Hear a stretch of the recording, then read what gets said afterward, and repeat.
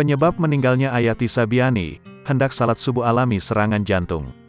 Ayah Tisa, Bobby Bekjo Warasno secara tiba-tiba meninggal dunia, Minggu, tanggal 2 April tahun 2023. Tisa menyebut, ayahnya itu meninggal karena mengalami serangan jantung.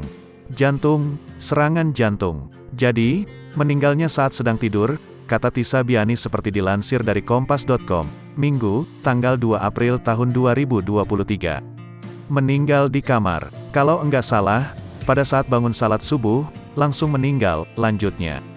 Kekasih Dul Jailani itu menuturkan, 2 minggu belakangan kesehatan jantung ayahnya bermasalah. Tapi tidak dirawat di rumah sakit. Itu karena memang penyakitnya tidak terlalu parah, masih bisa ngobrol segala macam, ucap Tisa. Kabar kepergian sang ayah pertama kali diunggah Tisa Biani lewat Instastory. Tisa Biani juga menyertakan beberapa foto jenazah ayahnya di rumah duka.